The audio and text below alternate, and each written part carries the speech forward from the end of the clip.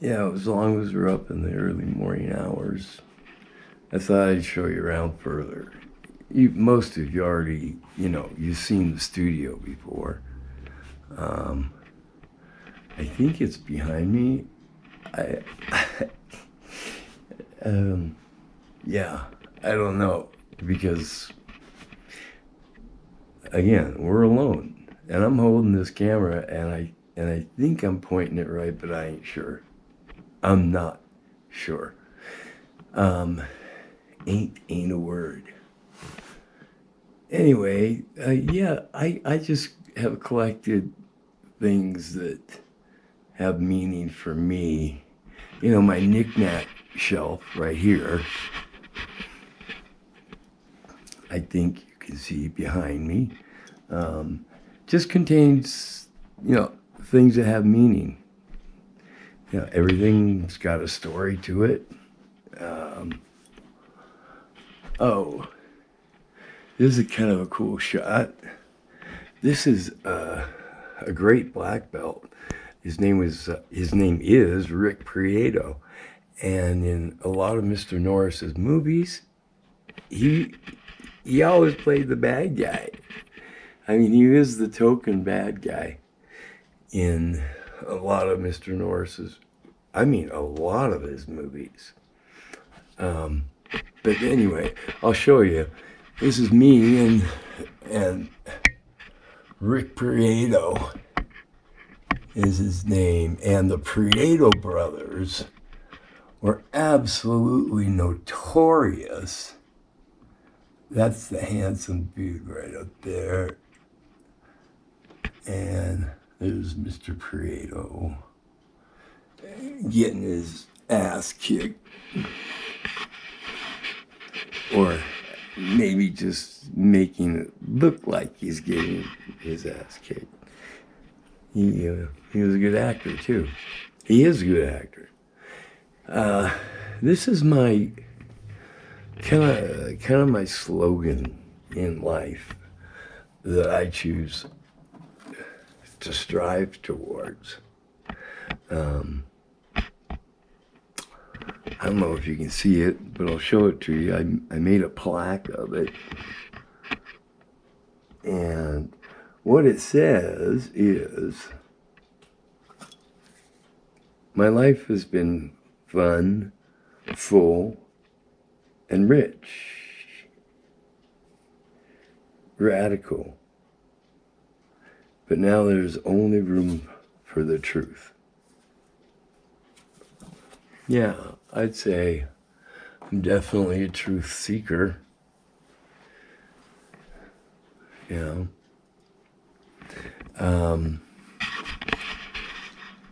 Again, this is just my work area. This is my front area to the studio, and there's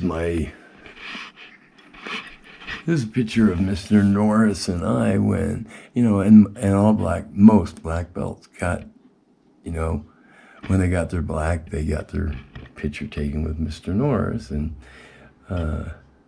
most of us display it because, he became a big part of our lives. He taught us a lot about discipline, control, being a peacemaker, a negotiator. You always negotiate before you kick somebody's ass. It's just the right thing to do. Unless, of course, there is no time to negotiate. This man negotiated a lot of young lives. And one of the most decent men I've ever worked with. Anyway, this is my picture with him. Don't know if you can see it or not, because I don't have a viewfinder on this thing. But I gotta tell you my favorite Mr. Norris story. This actually really happened. Anyway, I got a call that Mr. Norris wanted me to go down to Dallas and teach him how to sing. And I said, I didn't know Mr. Norris sang. I knew that he knew Lee Greenwood and he was buddies with him, and he's always been part of the music scene. I mean, he had a recording studio in his home in where he lived when. Anyway, he asked me to come down and teach him to sing because he was going to sing this theme song to his TV show, Walker, Texas Ranger, right? And so, and I know he wouldn't mind me telling this because this is not, you know, like letting a cat out of the bag type story. Okay, so I get down there, and I'm waiting, you know, for my ride. It gets worked out. I'm over at Mr. Norris's, and he's explaining to me, you know, this is how far he's gotten so far. And so he gets me in his car, and we go down the street to this piano teacher, vocal coach's house. He's got this big, huge concert grand there. And Mr. Norris is standing next to the grand piano, and the guy, he's playing scales like, you know.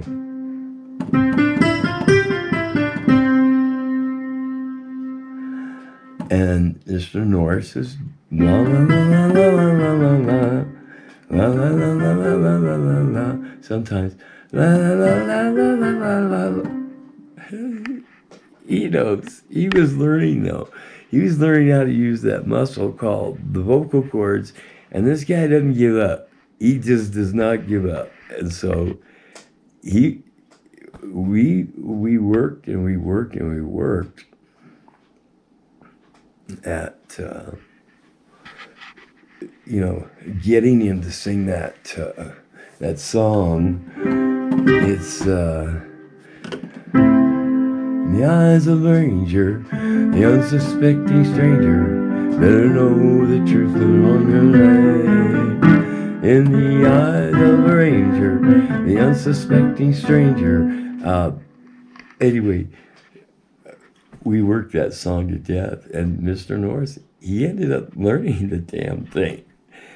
And he sang it. He ended up, you know, recording it, singing it, and everything worked out okay. You know, we edited it down, and we talked about, you know, maybe not singing the entire thing, but doing some talking as well, which is a common style, you know, amongst country musicians and whatnot. So anyway, he sings a song, you know, and he's singing his intro to his TV show. And the damn thing ended up becoming the most popular TV song ever. And so, you know, from humble beginnings, you know, of singing scales out of tune, heck, I don't know if I changed the battery out right or not, but let me take this again. Well, we are still alone. It's a new day. It's actually the same morning. Watched another sunrise. It's a beautiful ass day today. It is gorgeous out there. So, yeah, I'm tired too, but it's a glorious day out there. I had a little addendum to my Mr. Norris story. He kind of, yeah, when I went down and we worked on the Walker, Texas Ranger theme song, for the very first time, it was our roles were a little bit reversed. I was the instructor and he was the student, which was a very, very awkward position to be put in. But, we deal with those things when we're sharing knowledge from one person to another person. It's a good and trusting thing. He was able to get back at me a little way, though. I'll tell you, he asked me if I wanted to do a fight scene on one of his episodes, and I said, sure, gladly. And so I had to get my ass whooped several takes of getting, kicked in the midsection and blown into a pile of old tires in an alley. But hey, that's what we do. So it was fun.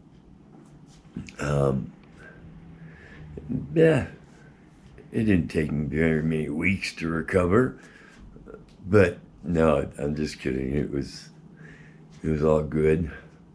It was all safe.